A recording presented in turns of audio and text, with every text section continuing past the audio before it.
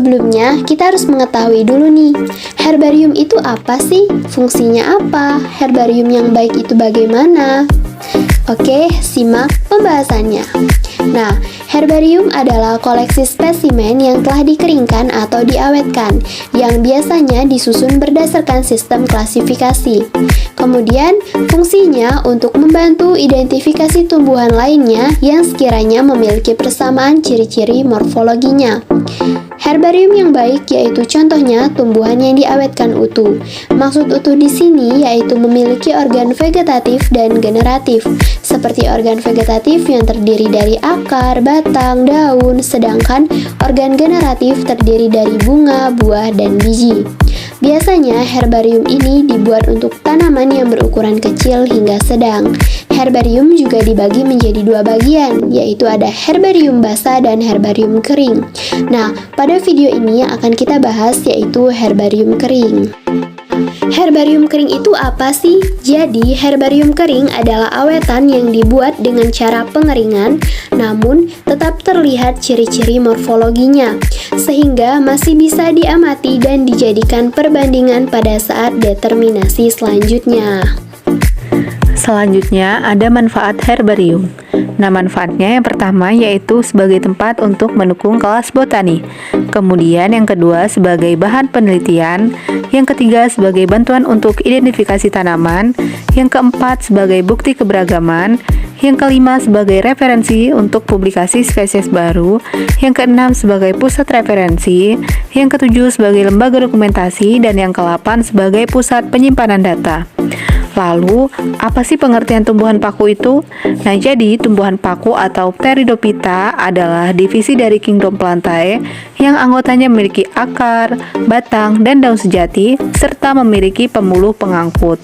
Nah, Pteridophyta ini berasal dari kata pteron, yang artinya sayap bulu, dan phyton yang artinya tumbuhan. Sehingga, Pteridophyta merupakan tumbuhan paku yang tergolong dalam tumbuhan kormus berspora. Nah, di mana tumbuhan ini menghasilkan spora dan memiliki susunan daun yang umumnya membentuk bangun sayap, yaitu pada pucuknya yang terdapat bulu-bulu. Ciri-ciri tumbuhan paku yaitu yang pertama, akar, batang, dan daun memiliki berkas pembuluh angkut berupa xilem dan flum. Yang kedua, dapat ditemukan di air, di tempat lembab, menempel pada tumbuhan lain sebagai epifit atau di sisa-sisa tumbuhan lain sebagai saprofit. Yang ketiga, tidak menghasilkan biji tetapi menghasilkan spora. Yang keempat, mengalami pergiliran keturunan atau biasa disebut dengan metagenesis. Yang kelima, daun yang masih muda menggulung. Yang keenam, tidak menghasilkan buah dan bunga. Dan yang ketujuh, umumnya memiliki rizom atau batang yang terdapat di dalam tanah. Kemudian klasifikasi tumbuhan paku. Tumbuhan paku dibagi ke dalam 4 kelas yaitu paku purba, paku kawat, paku sejati, dan paku ekor kuda. Yang pertama yaitu paku purba. Tumbuhan paku jenis ini sudah terancam punah. Pada masa sekarang bisa dikatakan hanya ditemukan tumbuhan paku jenis ini dalam bentuk fosil. Ciri-ciri tumbuhan paku jenis ini memiliki daun yang kecil, bahkan kadang tidak berdaun. Spesies dari tumbuhan ini yang masih tersisa adalah Psilotum. Yang kedua yaitu paku kawat. Ciri-ciri tumbuhan paku kawat biasanya berdaun kecil dengan susunan spiral. Sesuai dengan namanya, ciri-ciri tumbuhan paku ini berbatang seperti kawat. Umumnya tumbuhan ini hidup di darat dan sporangiumnya muncul di ketiak daun membentuk strobilus. Kelas Filicinae, paku sejati. Filicinae atau paku sejati juga biasa disebut sebagai paku pakis. Disebut sejati karena tumbuhan paku jenis ini memiliki akar, batang, dan daun sejati. Daun yang masih muda akan menggulung. Batang paku sejati tumbuh di atas permukaan tanah secara tegak dan ada juga yang terbenam ke bawah tanah. Pertulangan daun bercabang. Sporangium terdapat dalam sorus. Kelas Filicinae dibedakan menjadi tiga kelas, yaitu paku tanah, paku air, dan paku epifit. Kelas Equisintinae atau paku ekor kuda. Tumbuhan paku jenis ini disebut sebagai paku ekor kuda karena bentuk strobilus pada sporofit yang menyerupai ekor memanjang. Paku ini bisa berusia tahunan. Batangnya berwarna hijau, beruas, berlubang di tengah, dan bercabang. Daun kecil seperti selaput yang tersusun berkarang. Sporofit berbentuk ganda. Protalium berwarna hijau. Kelas Equisentinae dibagi menjadi 3 bangsa, yaitu bangsa Equisitelas, Cyprenoplylales, dan Protaorticulalis. Habitat tumbuhan paku. Berdasarkan tempat hidupnya, habitat tumbuhan paku ini dibagi menjadi 3, yaitu tumbuhan yang menempel pada tumbuhan lain, tumbuhan yang tumbuh di perairan, dan tumbuhan yang hidup di tanah.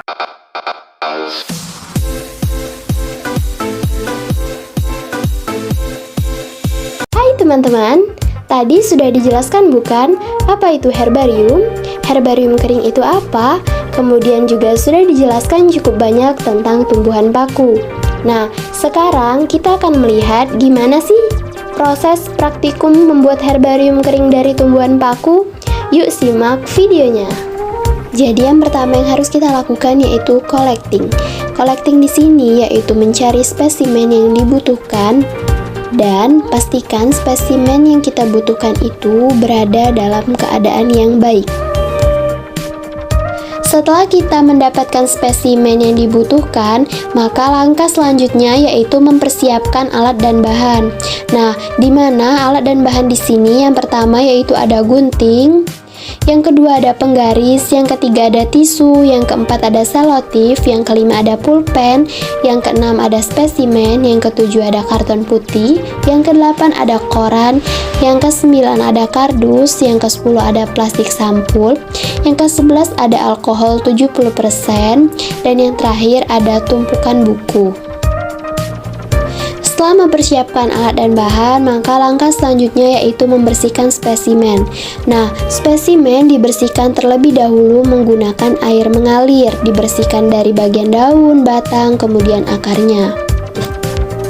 Setelah itu, spesimen dilap menggunakan tisu. Hal ini digunakan untuk meminimalisir air yang terdapat pada spesimen. Kemudian langkah selanjutnya yaitu semprotkan secara merata alkohol 70% pada spesimen.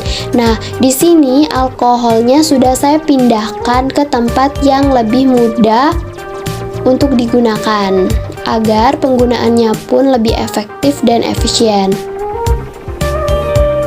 Langkah selanjutnya yaitu spesimen dibentuk pada bagian-bagian yang representatif.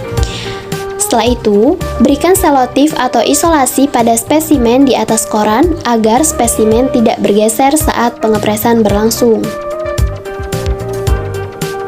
Setelah spesimen diberi selotip pada koran, maka bagian bawah spesimen tadi akan kita lapisi menggunakan kardus. Nah, setelah itu spesimen tadi ditutup menggunakan kertas koran dan ditutup lagi menggunakan kardus.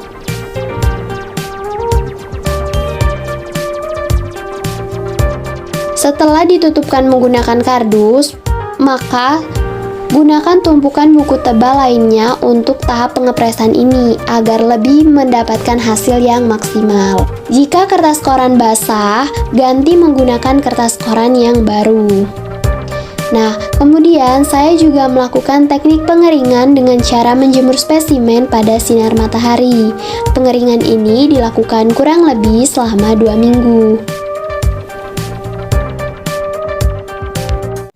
Pada tahap mounting ini, yaitu dilakukan dengan cara memberikan spesimen selotip pada kertas karton yang telah kita siapkan. Hal ini digunakan agar spesimen pada karton putih tersebut tidak bergeser. Nah, pada tahap mounting ini jangan lupa untuk memberikan etiket pada karton putih.